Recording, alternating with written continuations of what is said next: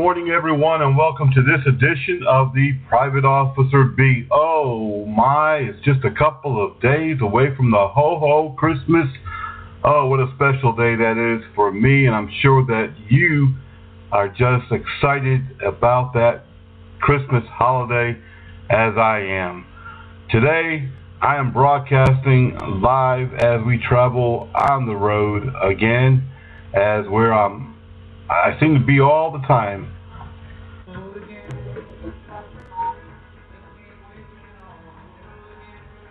On the road again. That seems to be my theme song. I'm your host for this edition of the Private Officer Beat, Rick McCann.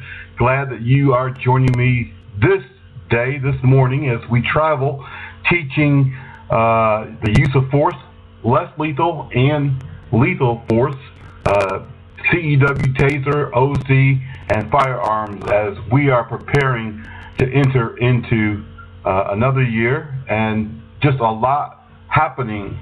And I'm sure that you're excited about celebrating a new year, maybe even getting rid of the old one. We always have those little incidents during the year that we're just glad that we can get over. I do want to right away initially tell you at the top of the hour, we're thankful for each and every one of you. We really appreciate all of the support, all of our members, our customers, our clients. You're all very valuable to us, and actually we would not exist without you, our amazing customers, members, support staff, clients. We do a lot of business with schools and churches and government agencies and individuals just like you, and we're really happy, glad, thankful, and blessed for your amazing support, positive feedback to us all of the time. Most of you know the story. We started this company back in early 2002. We became an international company in 2004.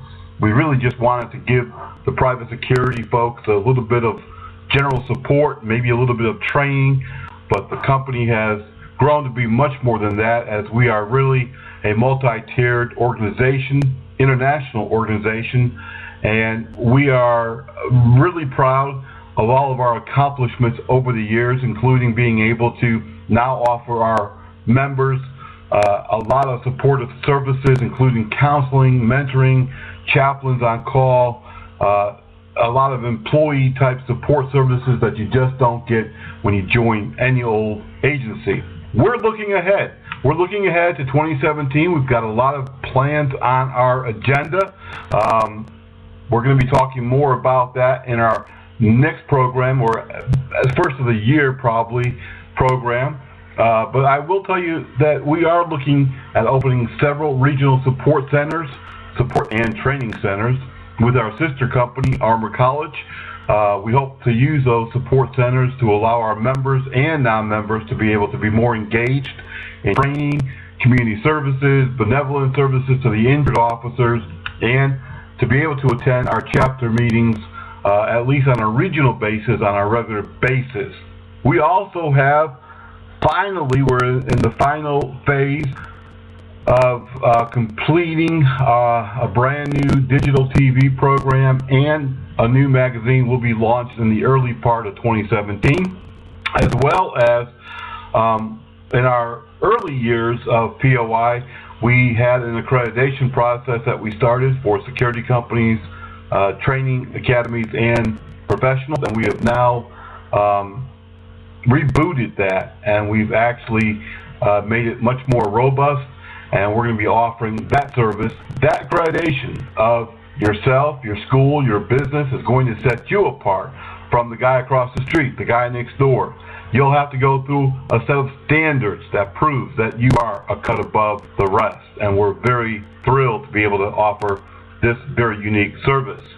It really has been our privilege to serve all of our members, clients, customers, friends through the years, but especially this year, 2016, was very exciting, and next year will be even more exciting. Some of you, and the list really is too long to mention during this short amount of time that I have, some of you have really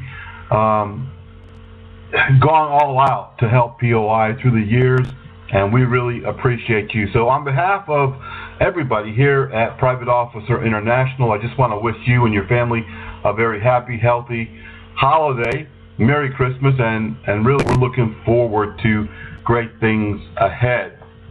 I really am amazed most days as to what we've accomplished and how many of you have gotten involved. I really don't know. But nonetheless, we hope that you have a great holiday, and definitely be ready, be prepared for all the great things that's about to come.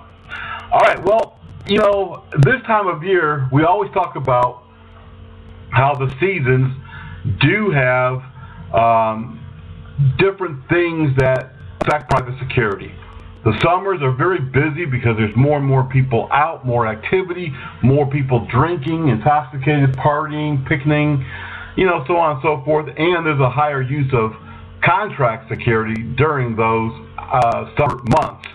Winter also has, you know, a unique set of things, incidents that happen. There's more domestic violence, there's more burglaries, more robberies, more thefts, especially during this time of year. And this year has no different. In fact, this year there's been an uptick across the country as to the number of robberies and burglaries, and we're seeing in the loss prevention segment a huge increase of armed shoplifters. I talk about this on my LP Zone, the Loss Prevention Zone show.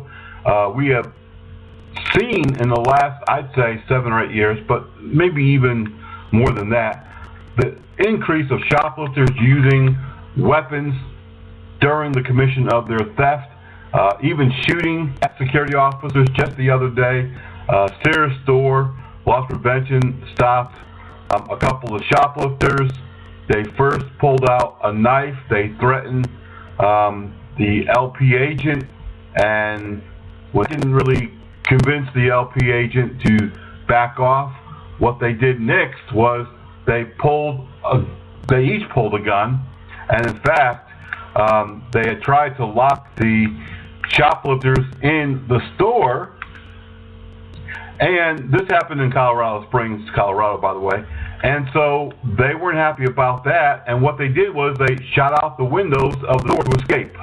And we're seeing this more and more, a lot more violence happening.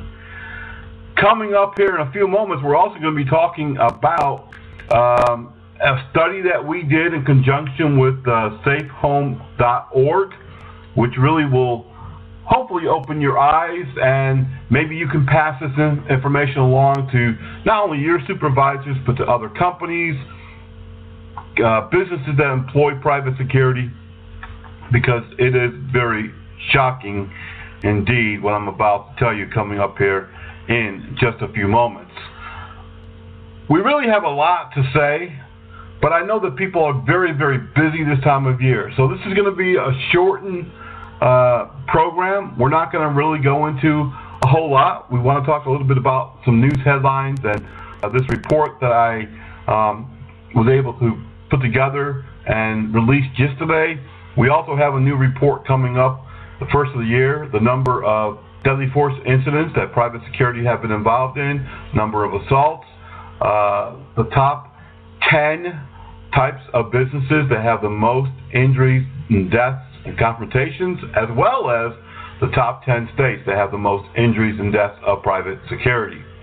And it's not very shocking that they parallel, they mirror those states that have the most injuries and deaths to law enforcement. You can think of the big states, but some of these states aren't that big, and you might even be shocked. And we'll be releasing that coming up here in the next couple of weeks. But I do want to get back to this report that we released yesterday about the number of the percentage of injuries and deaths to law enforcement, to security, and how I believe that it won't be long, and I'm not talking about 10 or 20 years, I'm talking about maybe 3 or 4 or 5 years. I believe that the death of private security will really grow substantially as they continue to, and bypass the deaths of law enforcement. We are going to take our first quick break. We're going to have a couple of public service announcements, but when we come back, we're going to talk about that report, some of the top things going on in the news, and a whole lot more. So stay with me here on the Private Officer Beat.